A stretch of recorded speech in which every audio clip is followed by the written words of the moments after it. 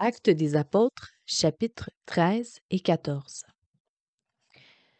Il y avait alors dans l'église d'Antioche des hommes qui avaient le don de parler au nom de Dieu, et d'autres qui possédaient le don d'enseigner.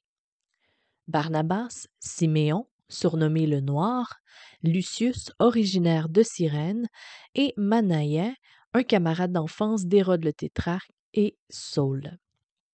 Un jour, pendant qu'ils adoraient ensemble le Seigneur et qu'ils jeûnaient, le Saint-Esprit leur dit: « Mettez à part pour moi Barnabas et Saul en vue du travail auquel je les ai appelés. » Alors, après avoir jeûné et prié, ils leur imposèrent les mains et pourvurent à leur voyage.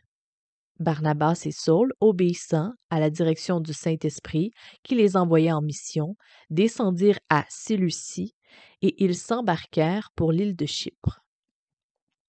Dès qu'ils furent arrivés dans le port de Salamine, ils annoncèrent la parole de Dieu dans les synagogues des Juifs. Jean-Marc était avec eux et les secondait. Ils traversèrent toute l'île jusqu'à Paphos. Ils trouvèrent là un magicien juif nommé Bar-Jésus, qui se faisait passer pour un prophète. Il faisait partie de la cour du proconsul Sergius Paulus, un homme intelligent et ouvert. Celui-ci invita Barnabas et Saul et leur exprima le désir d'entendre la parole de Dieu. Mais Élymas, c'est-à-dire le mage, dans notre langage, s'y opposa et excita le proconsul contre eux pour le dissuader de devenir croyant. Alors, Saul, plus connu à présent sous le nom de Paul, animé par l'Esprit Saint, l'apostropha en le regardant droit dans les yeux. « Espèce de charlatan plein de ruse et de méchanceté, fils du diable, ennemi juré de tout ce qui est bien, quand cesseras-tu de contrecarrer les plans du Seigneur? Quand finiras-tu de falsifier sa vérité? Attention, c'est lui qui te punira maintenant. Tu vas devenir aveugle et pendant quelque temps, tu ne verras même plus la lumière du soleil. » Au même instant, il se trouva enveloppé d'épaisses ténèbres. Autour de lui, c'était la nuit noire.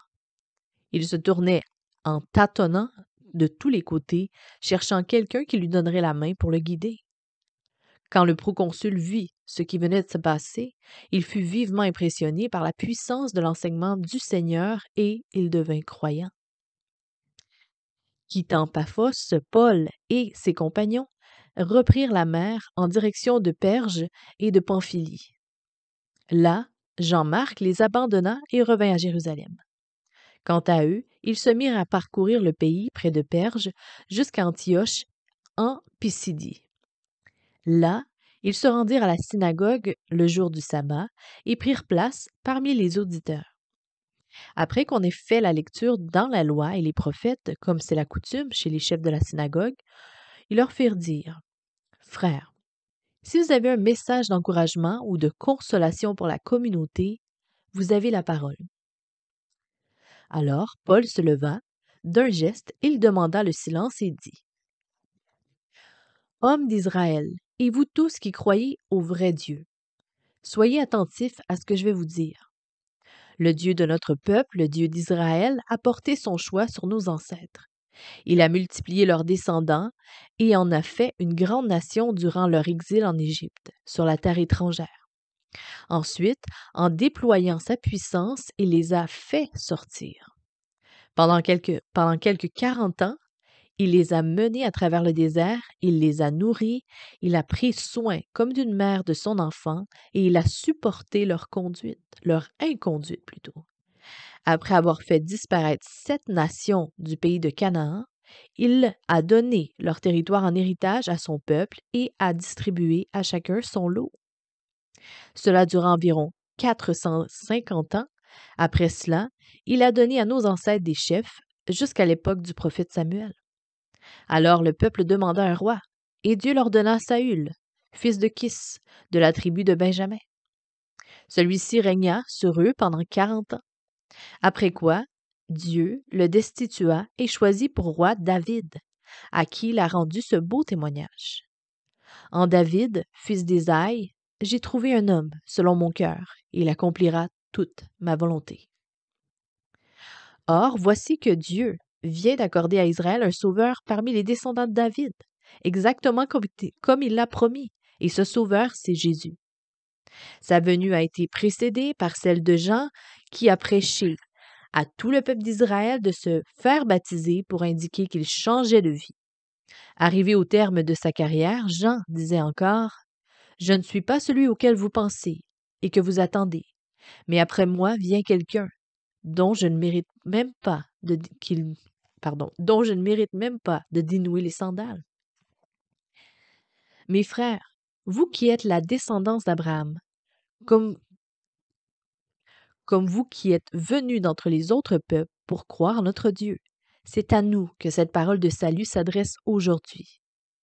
En effet, les habitants de Jérusalem et leurs chefs n'ont compris ni les paroles des prophètes, ni qui était ce Jésus.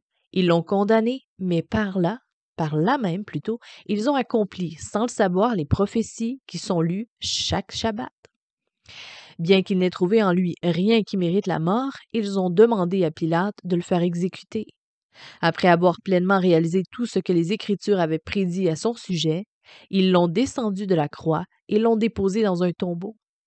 Mais Dieu l'a ressuscité des morts. La preuve, il a été vu pendant de nombreux jours par ceux qui l'avaient suivi depuis la Galilée jusqu'à Jérusalem et qui sont maintenant ses témoins devant le peuple. Voici donc la bonne nouvelle que nous sommes venus vous annoncer. Ce que Dieu avait promis à nos ancêtres, il l'a pleinement accompli pour nous, leurs descendants, en ressuscitant Jésus. N'est-il pas écrit au psaume 2 « Tu es mon fils, aujourd'hui je fais de toi mon enfant ». Dieu avait annoncé qu'il le ressusciterait sans retour possible à la terre et sans décomposition de son corps. En effet, il a déclaré « J'accomplirai fidèlement les promesses sacrées et sûres que j'ai faites jadis à David. Je vous accorderai les grâces et les bénédictions que je lui ai assurées, et vous pouvez y compter. » Dans un autre passage, il est dit encore « Tu ne permettras pas que ton fidèle serviteur subisse la décomposition au tombeau. » Pourtant, David, après avoir en son temps contribué à l'accomplissement du plan de Dieu, est mort et a été enterré aux côtés de ses ancêtres. Il a donc bel et bien subi la décomposition. Mais celui que Dieu a ressuscité ne l'a pas subi.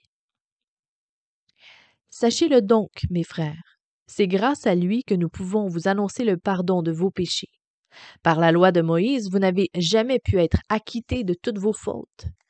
Par contre, tous ceux qui croient en Jésus sont acquittés et considérés comme des justes aux yeux de Dieu.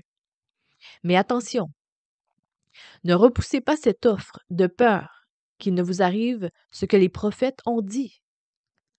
Prenez garde, hommes fiers et pleins de mépris. Soyez dans l'étonnement, car soudain vous disparaîtrez. En effet, dans votre temps, je vais accomplir une œuvre que vous ne croirez pas, si quelqu'un venait vous l'annoncer. À la sortie, on leur demanda de reparler du même sujet le Shabbat suivant. Après que l'assemblée se fut dispersée, beaucoup de Juifs et de gens qui s'étaient convertis au judaïsme rejoignirent Paul et Barnabas pour s'entretenir avec eux. Ceux-ci les persuadaient d'accepter la grâce de Dieu et de s'attacher fidèlement à tout ce qu'il leur avait accordé. Le Shabbat suivant, presque toute la ville se rassembla pour écouter la parole du Seigneur. En voyant tant de monde, les Juifs furent saisis de jalousie. Ils bouillonnaient de colère et se mirent à contredire Paul et à l'injurier. Paul et Barnabas leur déclarèrent alors, avec une pleine assurance, « Notre devoir était de vous annoncer, à vous les premiers, la parole de Dieu. Mais puisque vous la refusez et que vous ne vous jugez sans doute pas digne d'avoir part à la vie éternelle, eh bien, nous allons désormais nous tourner vers les autres peuples. » Telle est, en effet, la mission spéciale que nous a confiée le Seigneur, suivant les instructions qu'il a données dans les Écritures. J'ai fait de toi une lumière pour tout ce qui éclaire et tous les peuples, pour que tu éclaires tous les peuples et que tu portes mon salut jusqu'au bout du monde. Quand les non-juifs les entendirent parler ainsi, ils furent tout joyeux. Ils se mirent à louer Dieu pour sa parole et tous ceux qui étaient destinés à la vie éternelle devinrent croyants. Bientôt, la parole du Seigneur se répandit dans toute la contrée avoisinante. Mais les Juifs montèrent la tête à des femmes dévotes, pardon. Mais les Juifs montèrent la tête à des femmes dévotes de la haute société qui s'étaient attachées au judaïsme. Par elles, ils gagnèrent les notables de la ville et déchaînèrent ainsi une persécution contre Paul et Barnabas, qui furent expulsés de leur territoire. Il ne leur restait plus qu'à secouer la poussière de leurs pieds en signe de protestation contre eux et à reprendre la route vers Iconium. Les nouveaux disciples, cependant, étaient remplis de joie et d'Esprit Saint. Chapitre 14. À Iconium, les choses se passèrent à peu près de la même manière. Paul et Barnabas se rendirent à la synagogue des Juifs et ils parlèrent avec une telle puissance qu'un nombre considérable de Juifs et de Grecs devinrent croyants. Mais les Juifs réfractaires à la foi et qui ne voulaient pas se laisser convaincre excitèrent l'hostilité des non-Juifs et les indisposèrent contre les frères. Néanmoins, Paul et Barnabas prolongèrent leur séjour dans cette ville. Ils parlèrent avec assurance car ils se fondaient sur le Seigneur qui confirmait lui-même le message de la grâce par des témoignages visibles.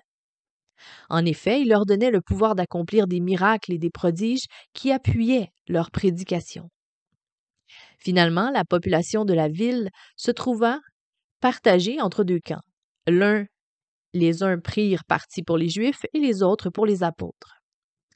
Les non-Juifs et les Juifs, de connivence avec les autorités municipales, préparèrent secrètement un plan pour s'emparer des deux prédicateurs, se proposant de les maltraiter, puis de les tuer à coups de pierre. Dès qu'ils eurent vent du complot, les apôtres s'enfuirent et cherchèrent refuge dans les villes de la Lycaonie, à Lystre, à Derbe et dans la région environnante. Là aussi, ils se mirent à annoncer l'Évangile. À Lystre se trouvait un homme paralysé des deux jambes. Il était infirme de naissance et n'avait jamais pu marcher. Il était parmi les auditeurs de Paul et buvait littéralement ses paroles. L'apôtre fixa les yeux sur lui et voyant qu'il avait la foi pour être guéri, il lui commanda d'une voix forte « Lève-toi, tiens-toi droit sur tes pieds. » D'un bond, il fut debout et se mit à marcher. Quand la foule vit ce que Paul avait fait, il se mit à pousser des cris d'enthousiasme. Des voix s'élevèrent pour dire en dialecte lycaonien « Les dieux ont pris la forme d'humains et sont descendus parmi nous. » Et déjà l'on chuchotait en désignant Barnabas. « Lui, ce doit être Zeus. » Et lui, en montrant Paul, c'est sans doute Hermès, parce qu'il en est le porte-parole. Le temple de Zeus, défenseur de la cité, était situé à l'entrée de la ville. Or, voici que le prêtre de ce temple fit amener devant les portes de la cité des taureaux ornés de guirlandes de fleurs. Déjà, il s'apprêtait, avec la foule, à les offrir en sacrifice. Dès que les apôtres Barnabas et Paul l'apprirent, ils déchirèrent leurs vêtements en signe de consternation. Ils se précipitèrent au milieu du peuple en s'écriant « Amis, que faites-vous là? Nous sommes des mortels comme vous, sujets aux mêmes faiblesses que vous.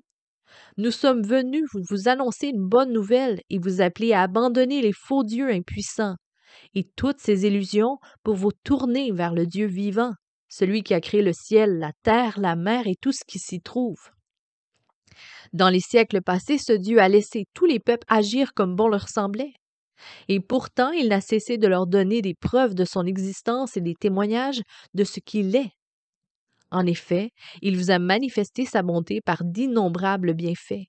C'est lui qui vous envoie, du haut du ciel, les pluies, qui fécondent la terre, lui qui régit les saisons et vous accorde des fruits abondants. Oui, c'est lui qui pourvoit à votre subsistance et remplit votre cœur de joie. Même en leur parlant ici, ce n'est qu'à grande peine qu'ils réussirent à dissuader la foule de leur offrir un sacrifice. Cependant, peu de temps après, les Juifs vinrent d'Antioche et d'Iconium, et ils parvinrent à retourner le peuple contre eux, si bien que l'on se mit à lancer des pierres sur Paul pour le tuer. On le traîna hors de la cité dans l'idée qu'il était mort. Mais les disciples s'empressèrent autour de lui, il reprit connaissance, se releva et rentra dans la ville. Le lendemain, il partit avec Barnabas pour Derbe. Après avoir annoncé la bonne nouvelle dans cette ville et y avoir gagné de nombreux disciples, ils retournèrent à Lystre et à Iconium et à Antioche pour fortifier l'esprit des croyants, pour ranimer leur courage et les engager à demeurer fermes dans la foi. Car, leur disait-il, il nous faut passer par beaucoup d'épreuves et de souffrances avant d'entrer dans le royaume de Dieu. Dans chaque église, ils firent élire à main levée des responsables, et après avoir prié et jeûné, ils les confièrent à la garde du Seigneur en qui ils avaient mis leur confiance. De là, ils traversèrent la Pisidie et gagnèrent la Pamphylie. Après avoir envoyé la parole à Perge, ils descendirent au port d'Atalie, où ils s'embarquèrent pour Antioche, en Syrie, entre guillemets, leur point de départ. En effet, c'était là qu'il avait été confié à la grâce de Dieu pour accomplir la mission qu'il venait d'achever. Et dès leur retour, ils convoquèrent les membres de l'Église et se mirent à raconter tout ce que Dieu avait accompli par leurs moyens. Ils exposèrent en particulier comment ils avaient ouvert aux non-juifs l'accès à la foi. Ils demeurèrent là assez longtemps dans la compagnie des disciples.